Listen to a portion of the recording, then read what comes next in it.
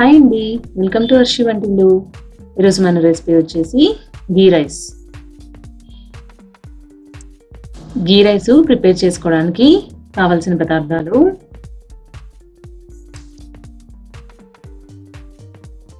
Basmati rice 1 glass, నెయ్యి 3 table spoons, ఉప్పు రుచికి సరిపడినంత, నిమ్మరసం 1 టీ స్పూను, జీడిపప్పులు కొద్దిగా, లవంగాలు 4, యాలకులు 2, 1 ఇంచు దాల్చిన చెక్క, మిరియాలు 1/2 టీ స్పూను, కట్ చేసిన పచ్చిమిర్చి 3, బిర్యానీ ఆకు 1, నిలువుగా చించుకున్న ఉల్లిపాయ 1. ముందుగా 1 గ్లాసు బాస్మతి రైస్ తీసుకుని కొద్దిగా వాటర్ పోసుకుని 2 నుంచి 3 సార్లు శుభ్రంగా కడుక్కోవాలి.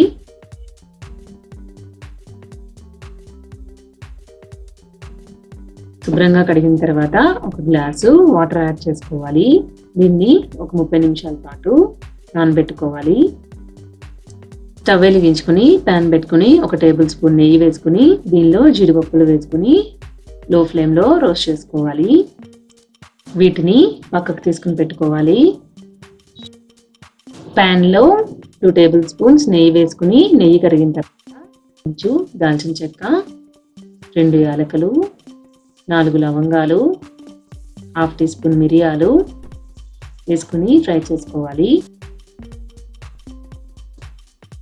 దీనిలోనే బిర్యానీ ఆకు కూడా యాడ్ చేసుకోవాలి. పచ్చిమిర్చి యాడ్ చేసుకోవాలి. నిలువుగా చీల్చుకుని పెట్టుకున్న ఉల్లిపాయలు యాడ్ చేసుకోవాలి. లో ఫ్లేమ్లో బాగా రోస్ట్ చేసుకోవాలి. ఇవన్నీ బాగా ఫ్రై చేసుకున్న తర్వాత 1.5 గ్లాసు వాటర్ పోసుకోవాలి. 1 గ్లాస్ రైస్కి గాను 1.5 గ్లాసు వాటర్ వేసుకుంటున్నాను. రుచికి సరిపడా సాల్ట్ వేసుకోవాలి. 1 టీ స్పూను నిమ్మరసం యాడ్ చేసుకోవాలి. బాగా కలుపుకోవాలి. మీద మూత పెట్టుకుని నీళ్ళని మరిగించుకోవాలి.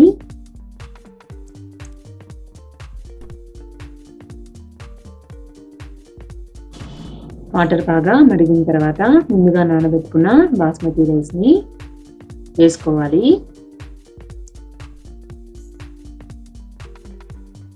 రైస్ని నెమ్మదిగా కలుపుకోవాలి.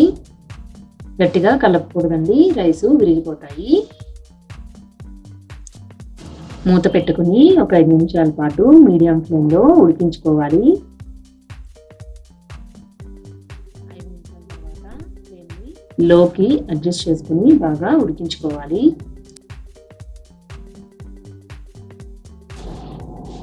రైస్ బాగా కుక్ అయింది. దీనిలో ముందుగా మనం రోస్ట్ చేసి పెట్టుకున్న జీడిపప్పుల్ని వేసుకుని ఒకసారి బాగా కలుపుకోవాలి. టేస్టీ గీ రైస్ రెడీ.